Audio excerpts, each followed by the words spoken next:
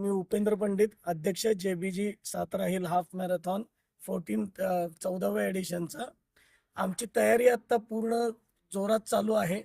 मी सर्व रनर्सचं या साताराच्या ऐतिहासिक अशा शाहूनगरीमध्ये स्वागत करतो.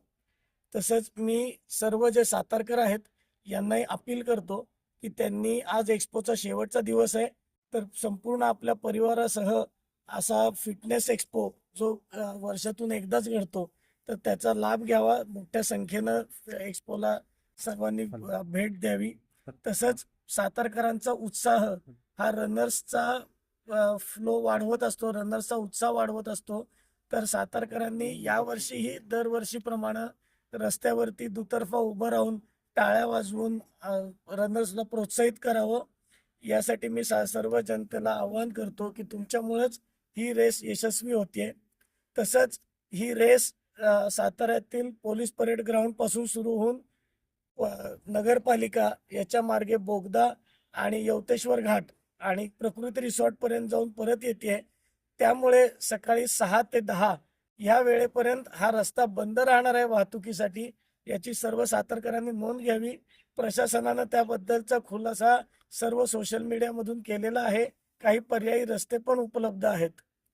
त्याचप्रमाणे सर्व सातारकरांची ही जी थोडीशी गैरसोय होणार आहे त्याबद्दलही आम्ही दिलगीर आहोत. पण सातारकर हे जॉली आहेत आणि हा मॅरेथॉन ते खूप चांगल्या प्रमाणे सेलिब्रेट करतात. त्यामुळे सातारकरांच्या पूर्ण पाठिंब्याची आम्हाला आशा आहे. मी doctor Avinash Shinde, race director, JBG Satara hill half marathon. आम्ही सर्वप्रथम सातारा रनर्स फाउंडेशन आणि सातारकरांच्या वतीने सर्व रनर्सचं स्वागत करतो. सातारा हे ऐतिहासिक शहर पर्वतरांगामध्ये वसलेलं असल्यामुळं थोडंसं इन्फ्रास्ट्रक्चरमध्ये थोडंसं राहण्याची थोडीशी लोकांना गैरसोय होते असं ऐकण्यात येतं. परंतु आम्ही यापूर्वीसुद्धा अतिथी देवो भव हा उपक्रम राबवलेला आहे. त्यामुळं सर्व सातारकर सुद्धा यामध्ये प्रेमानं सहभागी होतात आणि आपल्या घरामध्ये त्यांना राहण्यासाठी गैरसोय होऊ नये म्हणून रूम्स उपलब्ध करून देतात. मी सातारकरांना सुद्धा आवाहन करतो, अजूनसुद्धा आपल्याकडे ज्या काही राहण्याच्या व्यवस्था असतील त्यासाठी आम्हाला संपर्क करावा की जेणेकरून येणाऱ्या रनर्सची राहण्याची गैरसोय टाळता येईल. धन्यवाद.